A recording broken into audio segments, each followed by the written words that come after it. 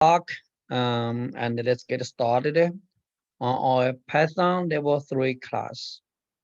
So what we have learned last week was recursive function. And if you remember what is a recursive function, that will be great. So let me ask you, yes, pattern. Wait, so so a recursive, do I just tell you what's a recursive function? Yes, just tell me. So a recursive function is where you would have like something, and then like if it's something, then you would just keep it there. But then if it's not, and then you would just keep running it, like if it'll be like x, and then like x can equal to 2, and then like each time you like add 1, and then like if once x reach 3, you can like stop it. It's Yeah, like a factorial. yes, yes. So Hunter, yeah. What addition can you give to me? A recursive function is a function that calls itself. Yes, correct. Yes. And I say curtailing. So what can you tell me? Last class you said that a recursive function is a function execution instance that calls another execution instance of the same function. Right, and you remember very well on that. So recursive function, the most important thing is that it call itself. So this function call itself. Okay, so that can result in an infinite call, right? Because you call yourself, then call yourself. That will be infinite. So then what do we need? We need a base case. In that base case, you do not call yourself anymore. You just return a value. So that's not infinite. So that's it. And definite value, or it's a certain value at that case. So you return it, and that's two of the three features. And the third feature is that when you call yourself, you want to make the parameter value either decrease or increase in order for this function to reach the best case. If you cannot reach to the best case, then it will go on and on and on and on, and it never ends. So remember, that's the three important features. And I want you guys to remember how we have progressed so far. So very beginning, we learned about data types like a string, integer, and then we learned a little bit more complicated data types. And that is data structures. We learned a list, right? Tuples, and then dictionary and the set. And once we learned those, then what do we do? Then we started to learn code blocks. In code block, we learned conditions, loops. Now after that, what we learned? Then we learned another high-level code block that is a function. You see, in the function, you can have loops, you can have conditions, but they all are part of the function. So we have progressed from a very basic data type up to last week. We have been very advanced, and we learned the code block function and a very advanced function that's recursive function. So the core itself. So today I'm going to work with you guys. We are getting into an even higher step. Okay, what is that? That's the topic for today. And we will spend like several weeks on it. Once we finish this topic, I think we're pretty much done on all the basic skills. Then we really wanted to do game programming. So we are going to do game.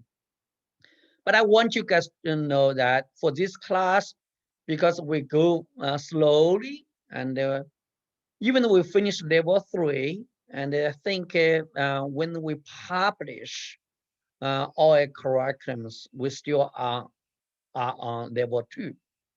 We still are doing level 2 material. Okay, so level 3 actually should be be a game class.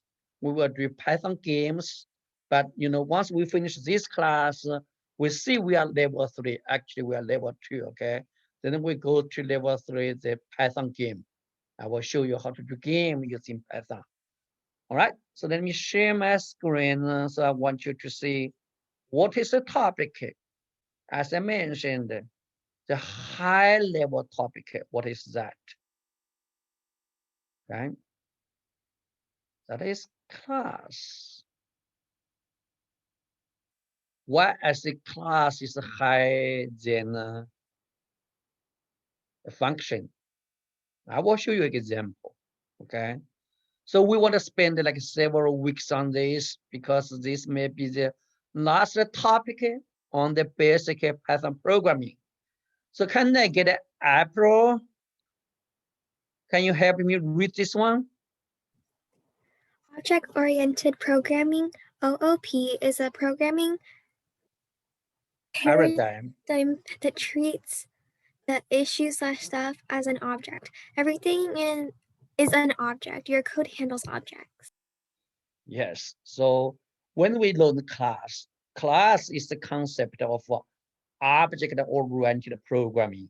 And the Python is an object-oriented programming. So in the very beginning of my Python class, I showed you a video. That video was done by the inventor of Python, right? And he mentioned Python is an object-oriented programming. So what is an object-oriented programming? Put it in a simple sentence that in programming, you treat everything as an object. Everything is an object. So that is why we say it is object-oriented. So you say if you handle a class, or let me do not use class. If you handle a car, okay, car is an object.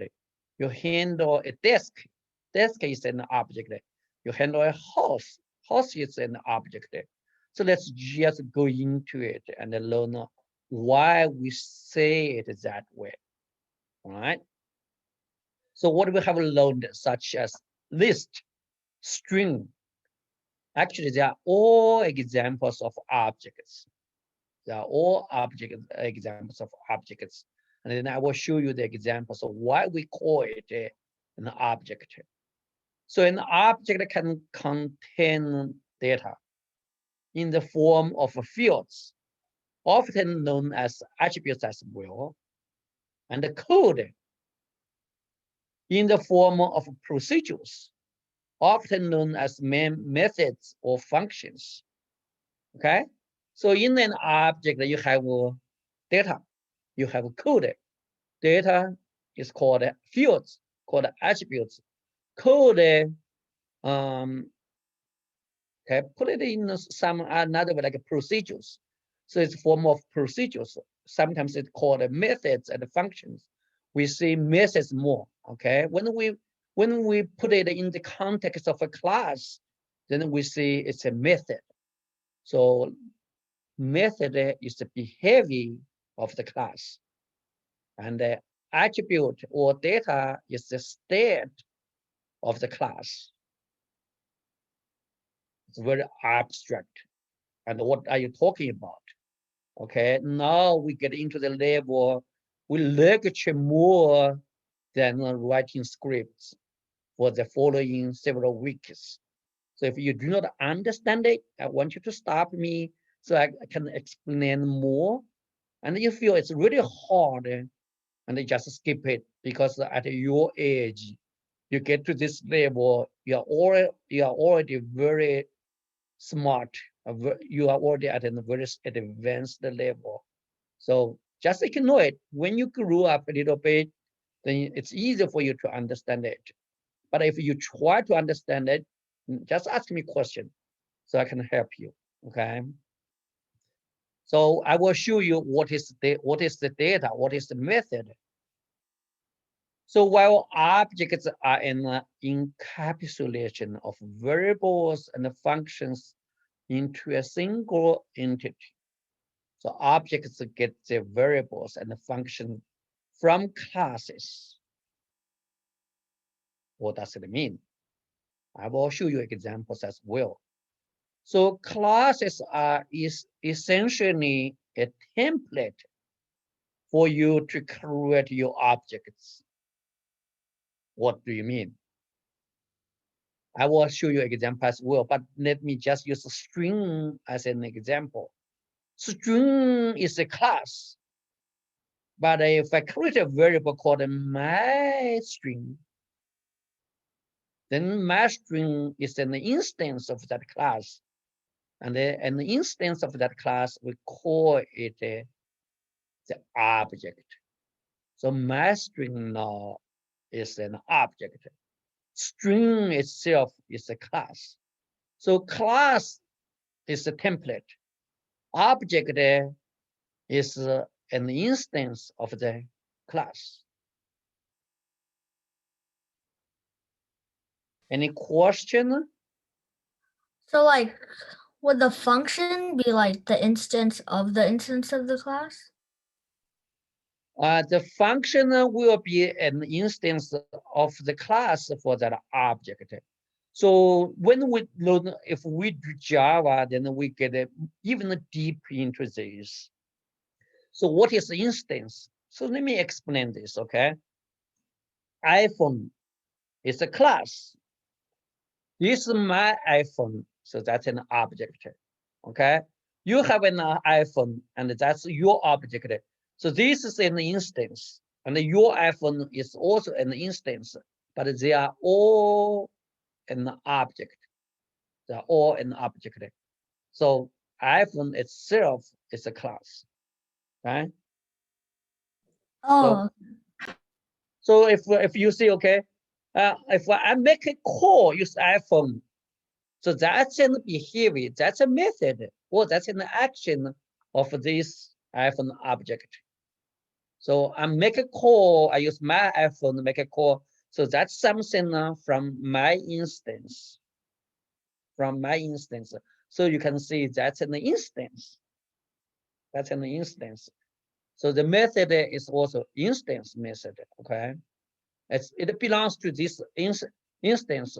And why we see it that way? Because when you create an instance, you have a copy of everything from that class for yourself. So if I buy this iPhone, I have the memory card in it. I have all the iPhone application coming out from the factory here. I have my own copy, and I have my own account on it, and my own phone number on it. So I have my own copy, okay? So that's why it is called an instance or an object. Object has a copy of all the data, right? So let's move on. So Catherine, can you read this one? Python is an object-oriented programming language. It does adopt the object and class concept. Actually, the class is a fundamental building block. It is the underpinning for not only many popular programs and libraries, but the Python standard library as well. Understanding what classes are, when to use them, and how they can be useful is essential. Thank you very much, okay?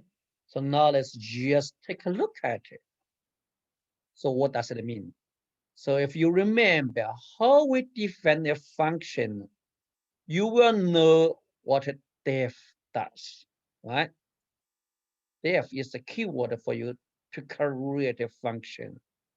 In the class, we use the class keyword to define a class, okay? So let me show you an example. this is my class. I use a keyword class and I create a method called my class. In this class, you see, I have an attribute that is I.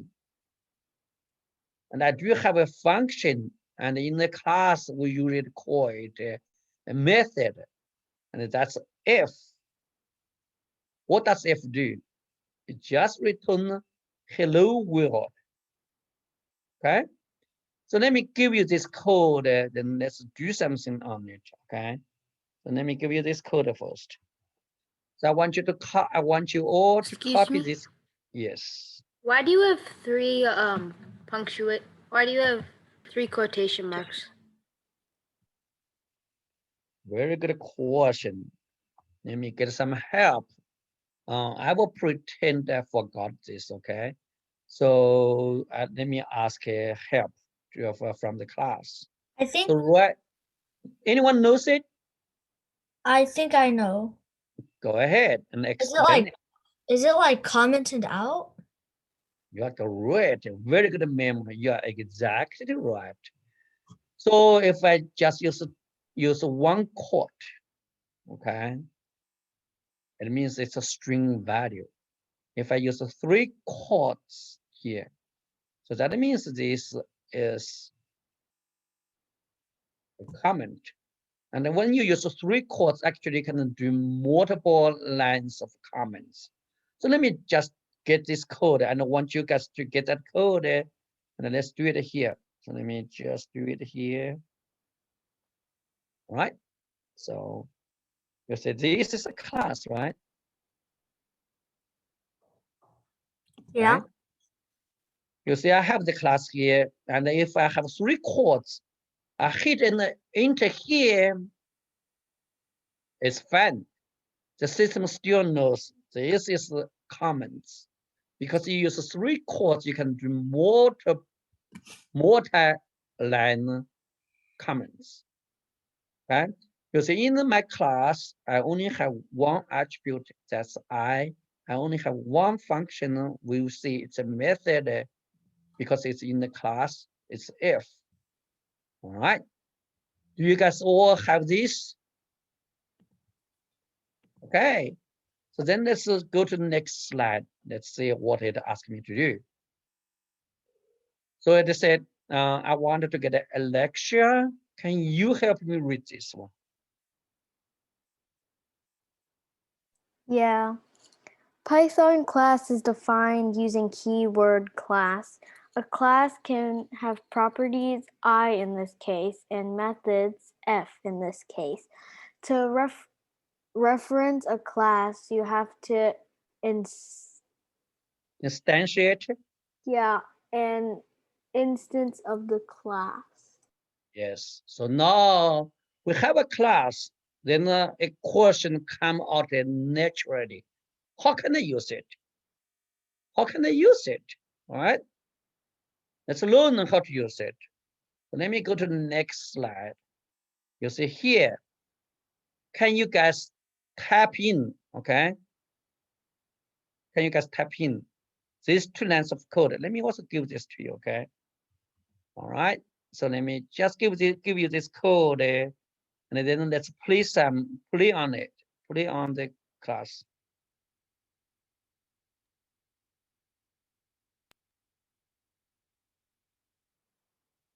All right. So let me just put the code in my PyCharm as well. All right. You see, how do I instantiate it? So you see, my class is the name for the class, right? So you need to create an instance.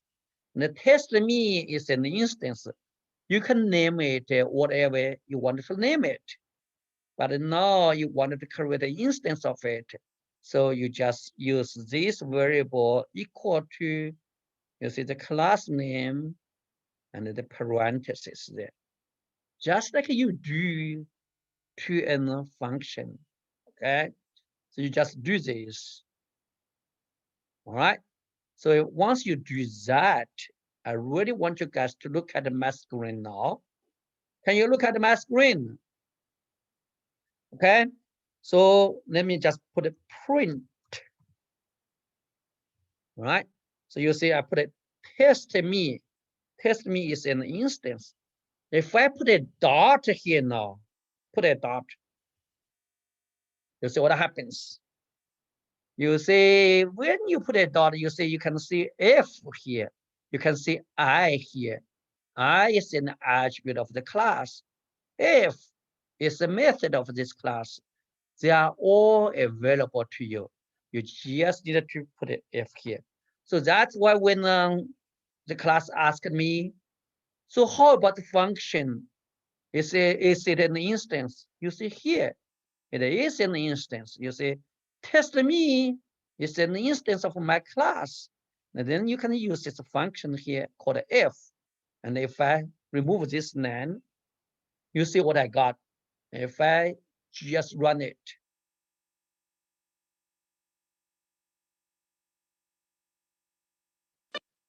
Let me just run this one, okay? And you will see what I got.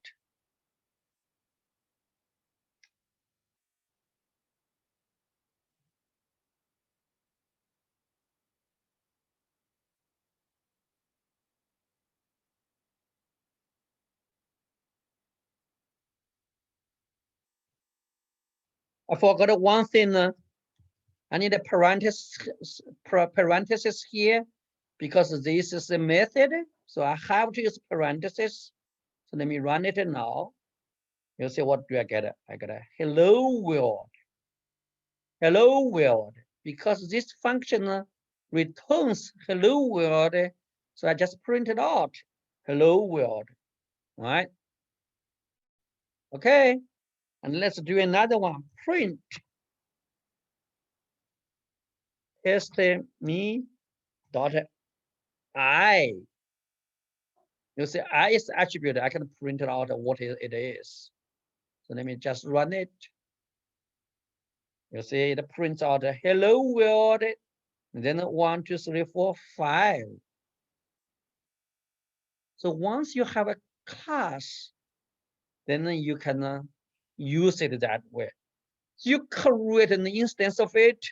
So this instance has a copy of everything that the class has.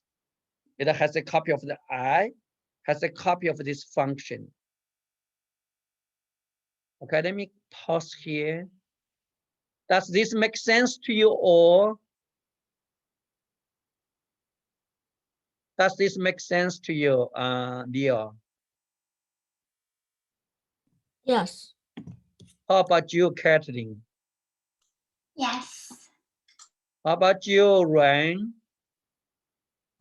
Yes. Good. Very good. So you remember that. So okay. So why I say string is why do I say string is a class? So watch my screen. Okay. I will say using use as a variable. Let's say AOE string. Okay. Let me see. AOE string. I will make it AOE Python class. That's a value, right? That's a string value. So now I want you guys to look at my screen. AOE string. If I put a dot here, you see what happens. Whoa! Why there's so many things there? Why does it have so many things? I'm pretty sure I don't know all of these, but like there's like after put period, there's a bunch of stuff you could do, and then you have to put like the parentheses after it. It's like pretend like dot upper, dot lower, and stuff like that. There's like a lot. It's kind of like built-in functions, I guess. You're so wonderful, Leo. So you see, I could not teach you guys this when you learn the string, because you were just at level 1 in the very beginning of the program class. I cannot give you guys that concept because I give it you guys that concept at that level, at that time, you do not understand it at all. But not today, you understand it. Because we talk about a class, I tell you, string itself is a class. It is a class. When the Python invented Python, they create a string, then they have a lot of functions developed for string. So that's why when you put the dot here, you will see, as Leo mentioned, you will have upper. Okay, let's see upper, and then you can have a lower, right? And they already developed all those methods for it. So we just use it. We used the Z field before, right? And we used the count before, and we used the find before, right? So we used the index before as well, right? So we already used all of them, but we just did not tell, we just did not discuss. Oh, string is a class, so that's why. That is why it has so many methods in it. Yes, because other people already developed those in a string, so we can use it. So we can take the advantage of it. You see here, we developed our class called my class. Of course, this is a very simple one just to help us understand it. A real class will be more complex, okay? So with this class is so simple, it just help us understand the concept. So you see a string, it has so many methods, right? It will have a lot of depth in it. All right, hopefully this make that clear to you. Thank you, Leo. Very good. Okay, so to access the method, you have to use the parentheses, just like this one. You see, when I did not use the parentheses, I get a problem. So you access the properties or the data, you do not need it. So just like this one, test me. Let's come back. So here, if I call the function, we see a method of the class, and then I use parentheses. But if I use the property I here, I do not need the parentheses. Remember that, okay? The difference between the attribute and the method when you use them in an instance of the class.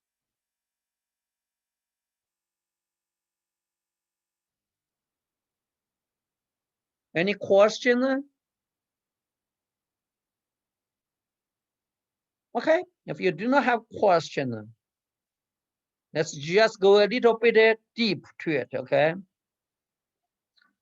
The first thing you may feel strange when you look at this, what does self mean here? What does it mean? All right, so I need someone to help me read this one. So Hunter, can you help me read this?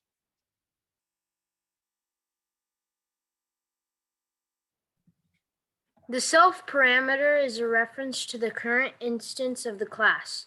It is used to access variables that belong to the class. It has to be the first parameter of any function in the class. You can use it to refer to the attributes of this instance.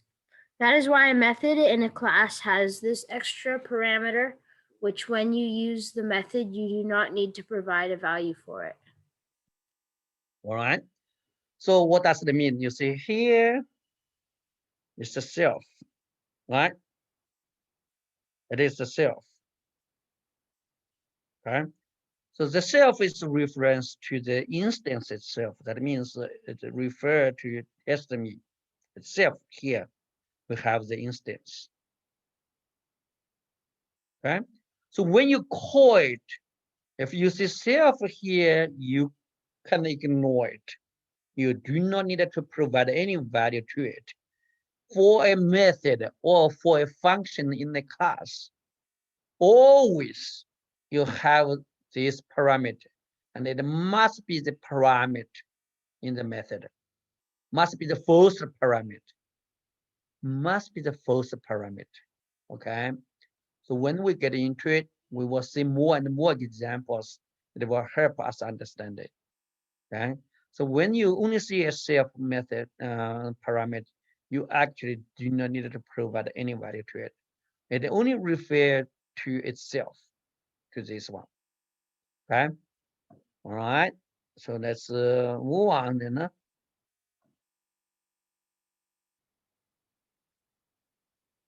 So you do not have to name it itself. You can give it a different name, but it must be the first parameter in any method. Usually developers use self because it is a convention. So let me give you the example. This is an example. You see, I have the class, then I have two methods here. And you see here, I do not use self, I just use my city object, and then name age. And you see I use my city object dot name, my city object dot age. Actually, this equals to self, okay? And when you do the function, my function, you see ABC, you do not see self here, right? Just print out a hello, my name is ABC dot name. And then you will see, you will create one instance of this class, and you use P1 person, and you give a name called John 36. John is the name. Age is 36. Now you can call this function, and you see what happens. So let me give you this code. I really want you guys to have it, and I want you to run it. And you do not see self in it, but it works perfectly. It works perfectly. All right, so let me just do this. Let me just leave this here. Come on.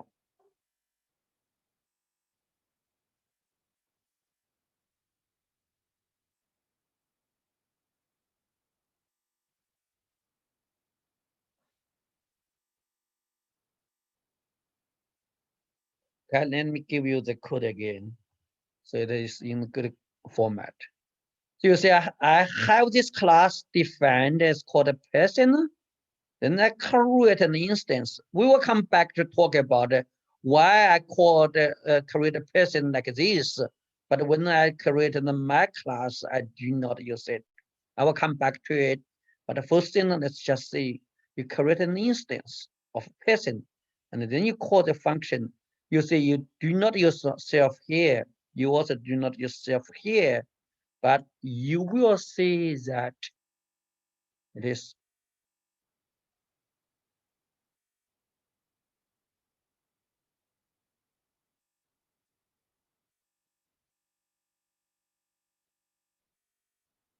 let me take that off.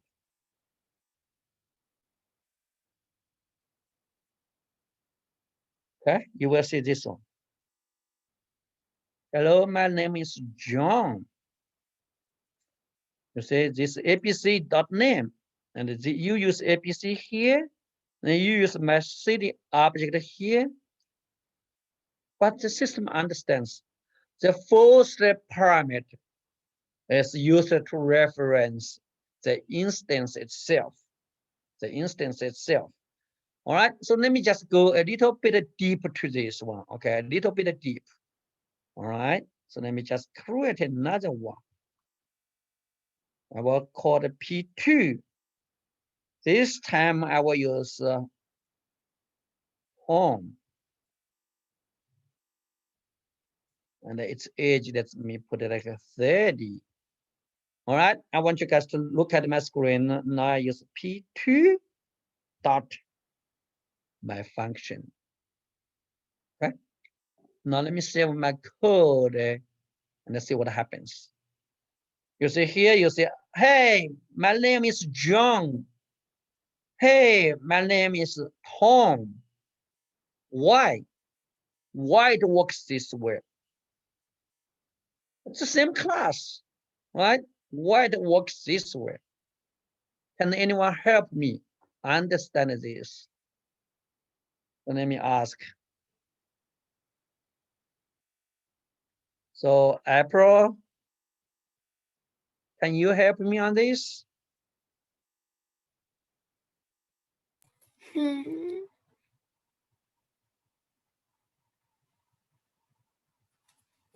Anyone understands that? You do not understand it, that's okay. That's why I wanted to teach you this. Okay, if nobody knows, then let me talk about this. So that's the beauty, or that's the power of object-oriented programming. Why I say that? You see here, you create a class, right?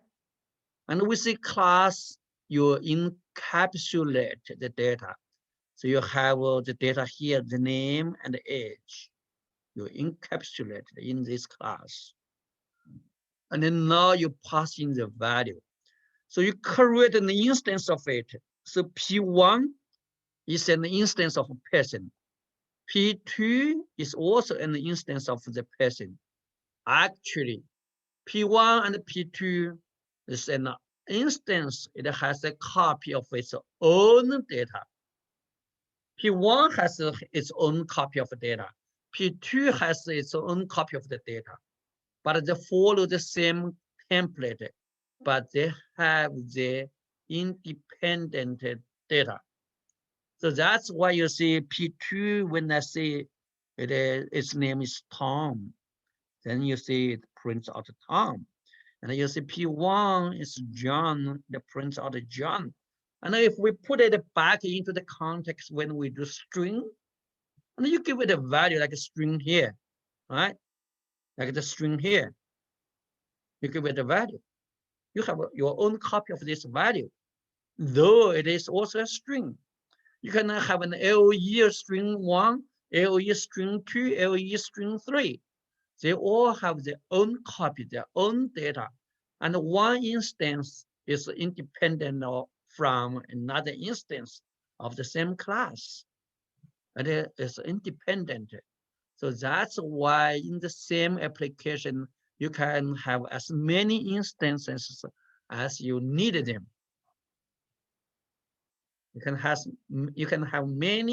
as many as you want. You will not mess up the application. Everyone has its own copy of the data, and the system knows how to handle it. Isn't it great? So let me pause here. So let me ask you do you have any question? So this time let me ask a pattern. Does it make sense to you? Yes, it makes sense. How about you, Alexia?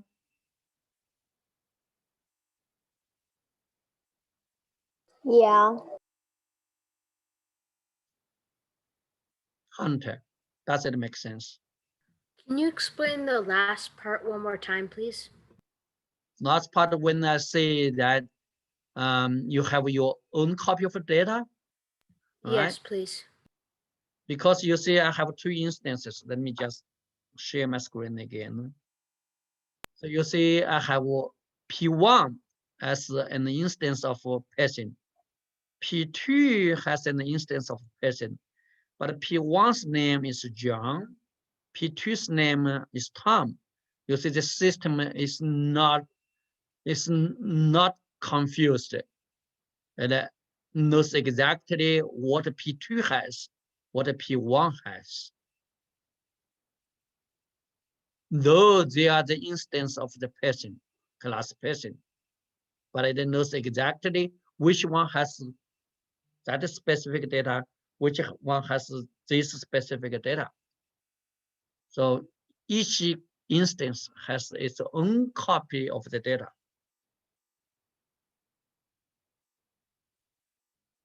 All right, so let's move on. Hopefully this makes sense to you. So now let's move on then. And this time I needed to explain why you create an instance my class, you just do it my class. But when I create an instance of a person, I needed to have the name and the age. Why? Because of this. Okay. So you see, if you have a method in your class, if you have this method called init, usually this method we call it the construct. What does it mean? You want to use this to construct a new instance. You want to initialize an instance of the class. So once you create an instance of a class, this method is called. This method is executed. So all classes have a function called init. This is the construct of the class. And then you will say, oh, no, professor, no. You say, why I do not have that method here in my class? Why I do not have it? And I have an explanation for it. Okay? All right, so let me just get someone to read this for me. Ryan, can you read this for me? This function is always executed when the class is being initiated. If you do not have such a function in your class definition, the system will use the parents constructor. The parents class of all in Python is object, which has this function. Okay, so this is very important. Okay, so this gives you two concepts. One, this method is always called when you create an instance. It is used to initialize the attribute values. If you have some attributes in it, it is used to initialize it. Okay? If you do not have it, if you do not have one, it will call the one from the parent. So this has a concept here. A class can have a parent. And we will talk about that probably like 2 weeks away from today. We will talk about that. So a class can have a parent. And this class called object. You see the capital O. This class called object. Object is the parent of all Python classes. Okay, you can see it's the great part. Okay, it's the father of all, or it's the mother of all classes. So this object, this class has a method called init. So that's why even you do not have one, the system will not treat it as a mistake or as an error. It will just go ahead to find the one for the parent. If the parent does not have one, go another level higher, and then go another level higher until it reaches this one. It's called object. It has one. It has one. So what does it do? Does nothing. It just initialize an instance. If you do not have one, then that one is just initialize it. But if you do have one, you see what happens here. What happens? You see you have the name here, you have age here, then you require the person who wants to call you, who wants to create an instance of this class, you must supply those two values. You must do. You must do. Because you see in the init method, this constructor, here it requires these two values. And then once it gets two values, you see what does it do? It initializes the variable name and it initializes the variable age. So it assigns those values to these two variables with the properties or attributes of the class. And you see you use self. If it is self, this will be self. That means this instance. So that's why you say you can differentiate between the P1 and the P2. Because you use self, self refer to the instance. So this instance has John and 36. This instance has Tom and 30. It's very clear. So systematically, it makes it clear. Okay? So that's why you also see the power of the constructor. It is used to initialize the value for the class attributes, right? So now let me come back.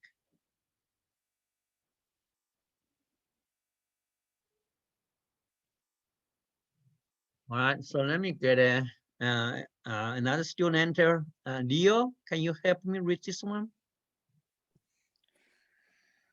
This is very useful if you need to assign values to object properties or other operations that are necessary to do when the object is being created. Once it is defined with other parameters, you will have to provide values when you initiate an instance. Yes. So if you have other parameters in the init method, and that's the construct of the class, then when you create an instance of that class, you have to provide those values. You have to remember that. Okay. All right. So you see, I have one here. It's the class called student. Right. So you see, it has the init method and it has a print info. And then you see you have the student one, student two. Okay. And then you see when I use student two, I do not provide the value. You see what happened? When you run it, you will have a problem and the system will not like it. The system will not like it. So let me give you this code and I want you guys to run it.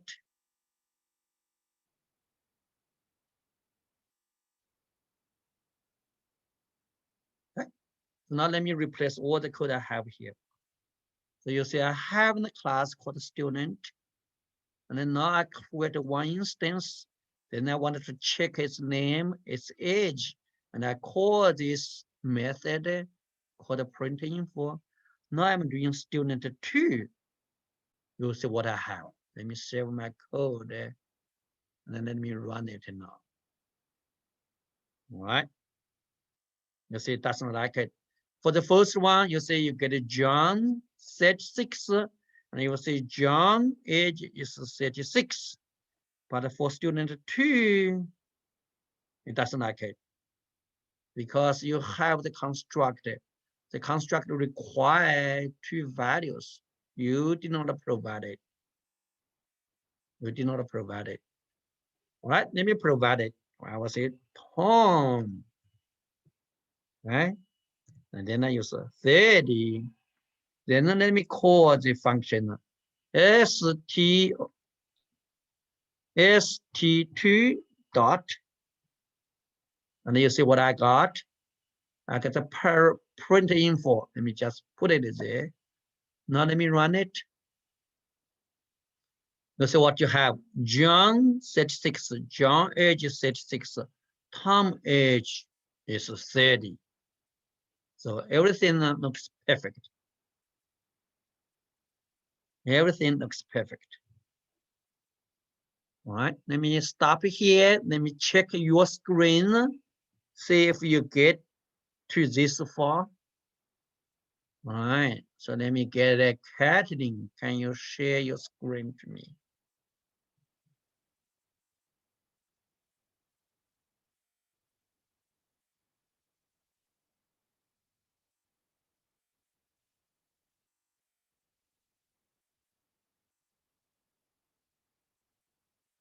Okay, can you set this st2's value?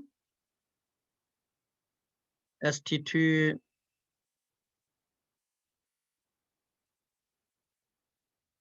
Yeah, give its name Tom, and then age 30.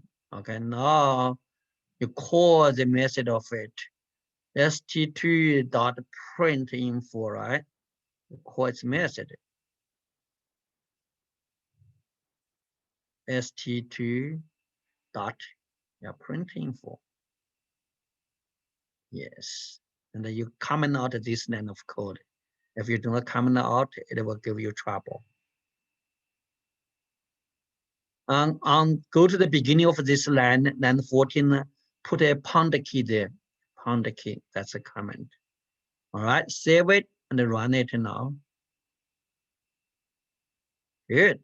You see, John age is 36. Tom age is 30. Very good. All right. Okay, so Hunter, can you share your screen to me? One second. Okay. I will come back to you. So let me check a pattern. Can you share yours?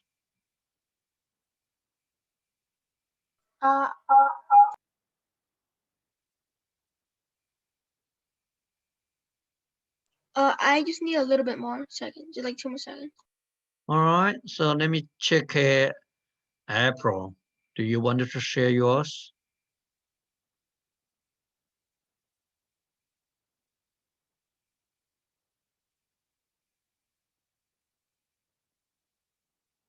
Very good. Thank you, April. Dion, Huh? can you share your screen to me? Yeah. Wait.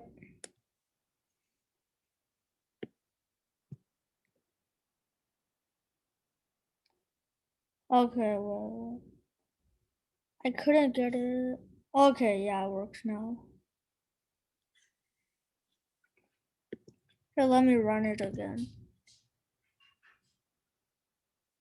Yeah, 9:16. Can you? Yeah, you have not done that yet. Okay. Yeah, you can stop sharing.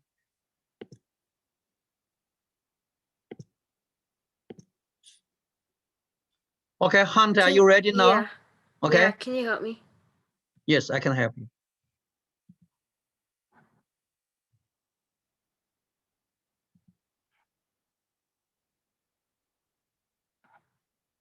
Mhm.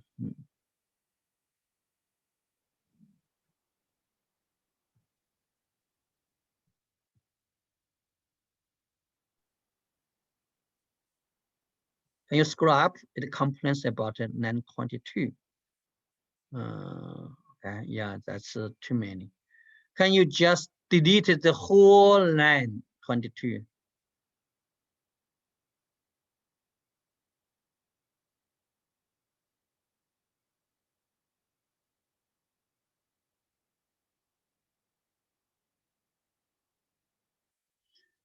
Delete line 21 and 22. You just, select, you put your mouse, yeah, highlight the whole line. No, you cannot delete that. You go to line 23. Go to line 23 in the very beginning. Hit enter. Enter. Now you go from line 21 and select on still hit enter. I need you have an enter that make life easier. So go to line 21. Oh, good. Okay, yeah. Delete line 21 as well. You don't need it. Save your code and run it. Okay, good. All right, very good. Okay, let me move on. I think I still have several slides. So let me just go ahead and finish those. All right, so hopefully you understand that if you have the constructor, the constructor requires values, then you have to supply it, right? Okay. So you can also delete the properties by using the del keyword. So example, you just del stage st1.h, you will delete it from the memory. You deleted from deleted the age for students 1. It does not affect the students 2. It's only specific to that one, okay, to that instance. All right. So hopefully this gives you enough information. I don't think you have time to do the access. I do not think you have time to do that. Let me just do some quiz here.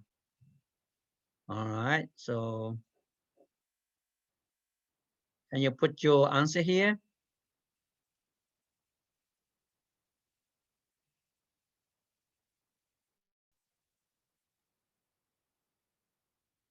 A, B, or C, or D? Put your answer here in the chat window. Everyone, every students? I got 2 answers, 3, 4. I need 3 more.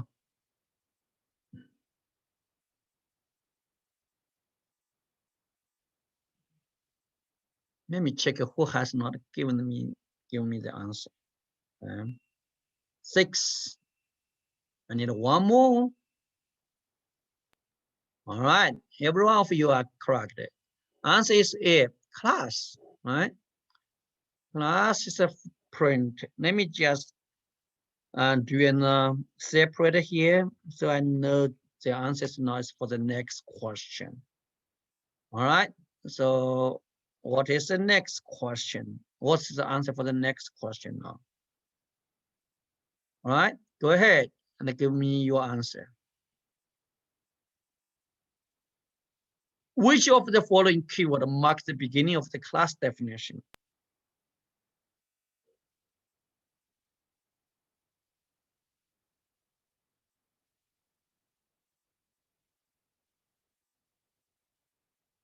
I got 4 answers. I need 3 more. I got 5, 6, 1 more.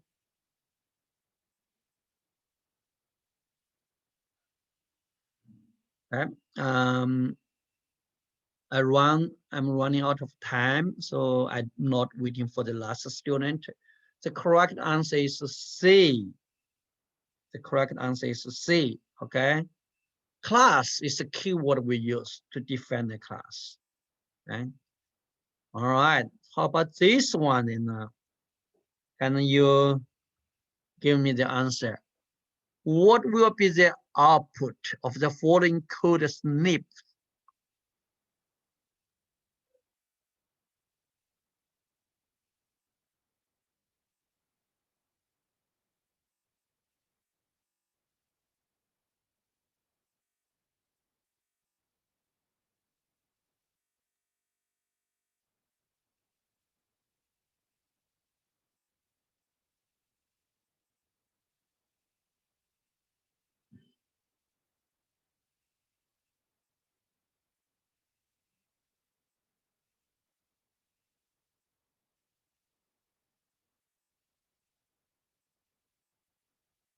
I get 1 answer.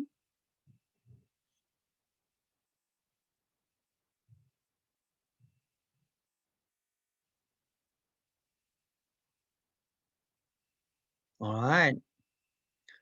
So I get 3 different answers, but I will tell you the right answer is C. And why it is C? Because the C here you use self.id. So this is the attribute of this class. So now you use its instance. So you use var.id. So that's why you see the self.id get the value of ID, that's 123. And then now you ask it to print it out. So that's why it's 123. That's the answer. Okay. All right, I think I have 2 more slides. Let me just quickly run through it. I'm not going to talk about this one anymore. I already showed you when I use a string and they put a dot on it, then you see all those. And also this one, you see a list. It's also an object. And that's why we see object. Python is an object-oriented programming. So let me just do that. So you see, I put this list here, and then now let me type in the dot here. You see why I have so many things here. Oh, now you understand it. They all come from the list class. Someone already programmed that for us. So we just use them. We just use them, right? So you say list is also a class. And the method here is an instance of the class list.